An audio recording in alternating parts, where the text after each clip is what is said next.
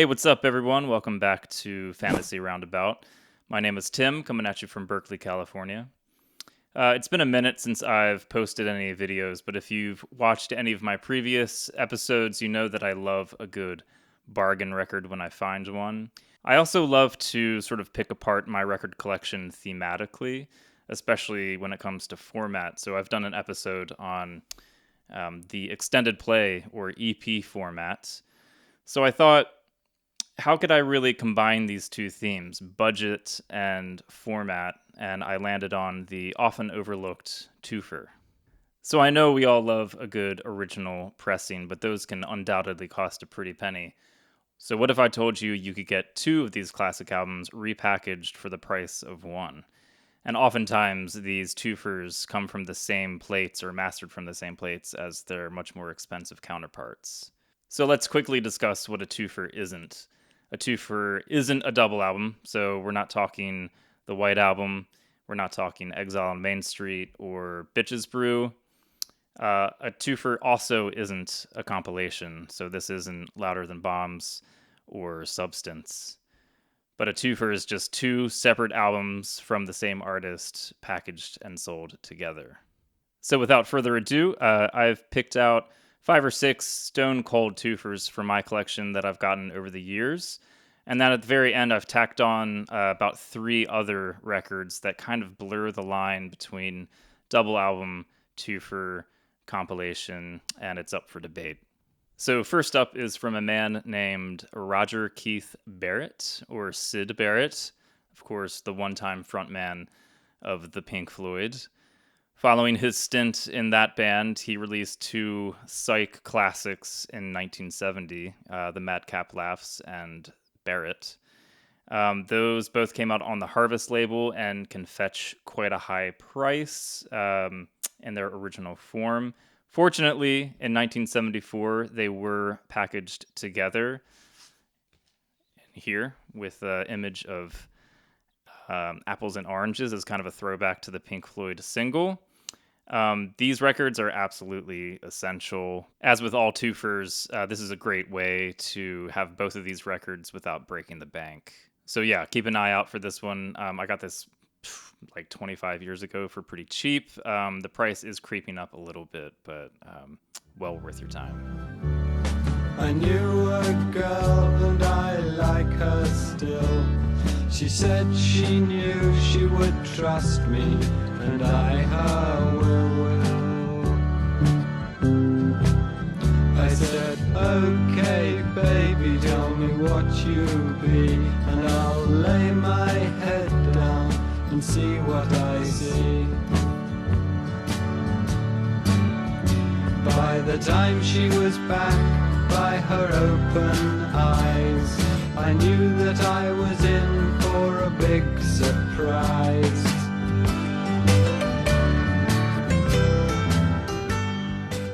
Next up is from a band that's been in the news a bit lately, celebrating the 60th anniversary of their most beloved record, Pet Sounds. That is, of course, the Beach Boys. That's not what this is. This is a two-fer combining 1967's Wild Honey and 1969's 2020. All of their post-Pet Sounds late 60s and 70s records are well worth exploring. And their own label, Brother Records, did a great job of combining a lot of these records as two-fers throughout the 70s. 2020 especially is fantastic, in my opinion. I put it up there with Sunflower and Surf's Up. You're definitely losing something with this artwork here, but if you don't absolutely need the original pressings, this is the way to go. The pines emptied air smells so good in the snow. In March a bargain will go, dreaming down the mountainside. The touch of your cheeks when they're rosy and cold. Feel so cozy to hold, just to take you close and make you warm. It's time to get along, to get along. Just be together, belong together. Come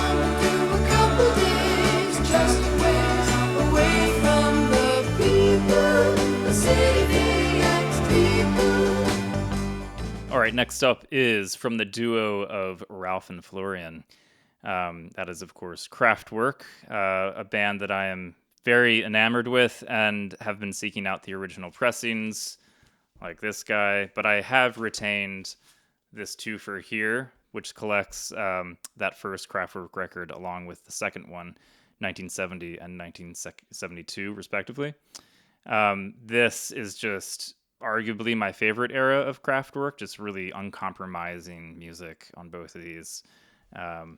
This one came out, I think, in 1973. I got it a while ago for very cheap, but this is definitely creeping up in price, though still cheaper than finding both of the originals, and absolutely well worth checking out.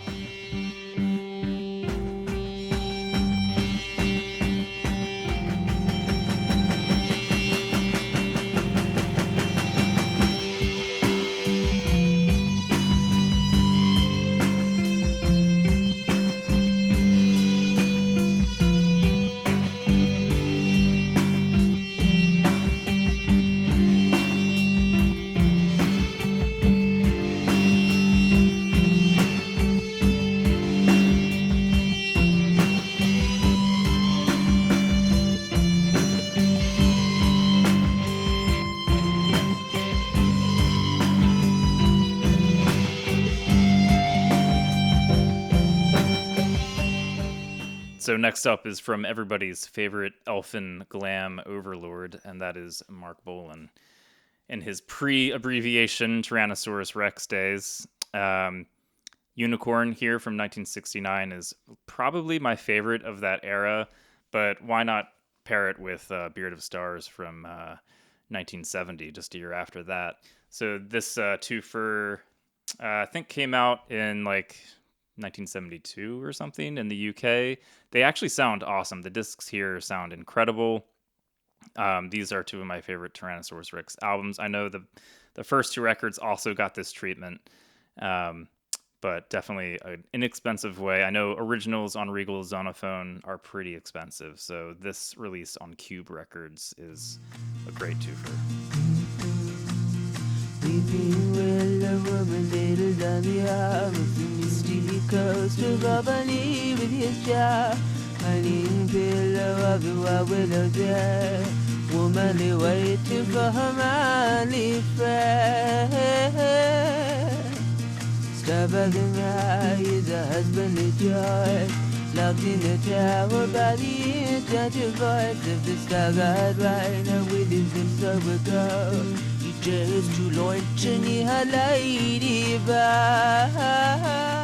So no conversation about two-fers would be complete without discussing jazz. Labels like Blue Note, Prestige, Milestone all did a great job of repackaging prime-era jazz records throughout the 70s as two-fers. John Coltrane, Miles Davis, Art Blakey, etc., all got this treatment. So I'll show Wes Montgomery here.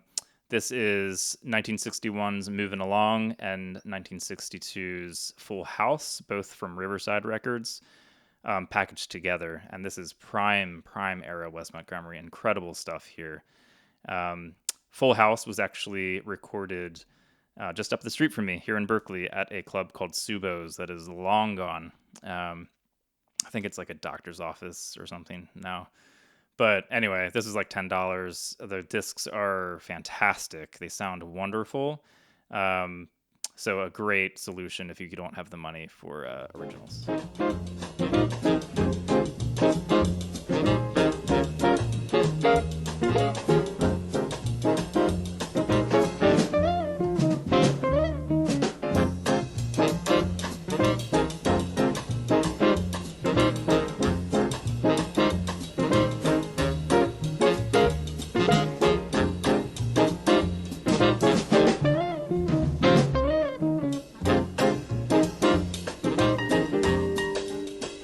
So let's jump forward to the 1990s to a band that is still very much active today. This is the first two records from Blonde Redhead, the self-titled and the follow-up La Mia Vita Violenta, both of these from 1995 on Smells Like Records. Smells Like Records was established by Steve Shelley of Sonic Youth. So that gives you at least some kind of indication of what this early stage of Blonde Redhead is all about. Though you do hear some real moments of what they kind of would become in later years. It's all kind of fully intact on these. This is great era of Blonde Redhead. If you're not familiar, dive into this. Great to have both of these from 95 packaged as one deal here. I think this came out in 1999.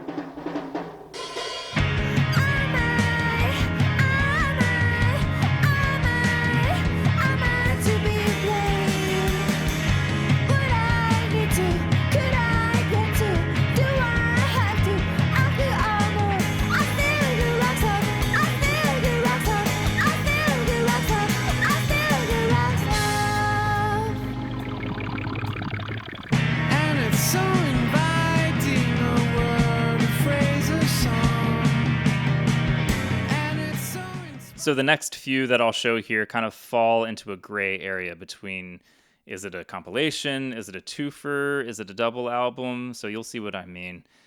First up is this classic Time of the Zombies. This came out in 1973, just 5 years after the groundbreaking Odyssey and Oracle. One of the best albums of all time, and it just so happens to be included as a standalone disc here. And it is all analog, sounds absolutely beautiful on this set. But is it a two-fer? I don't know. The first disc on this is kind of a compilation. It essentially acts as Begin Here by the Zombies, but it's not quite that. So yeah, this is kind of a compilation and kind of a two-fer because it does have a full album as its own disc here. But this one is creeping up in price a little bit, but I got this for $7, and it is absolutely the best way to get Odyssey and Oracle if you are on a budget.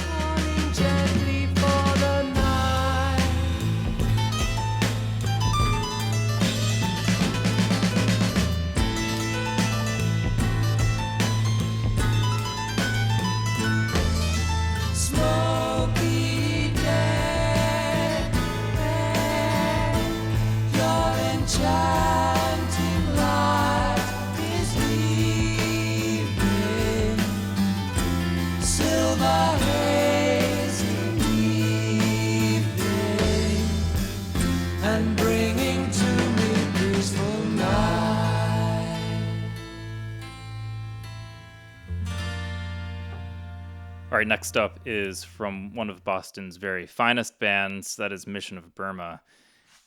This one here collects 1981's Signals, Calls, and Marches, along with 1982's full-length Verses. Both of those are actually pretty expensive these days. This is both of those, but it also tacks on some stray tracks. So I guess it's kind of a compilation, but the fact that it has both of those records in full makes it also kind of a two-fer. This came out in 1988 and sounds wonderful. I think I spent $35 on this. So another great solution.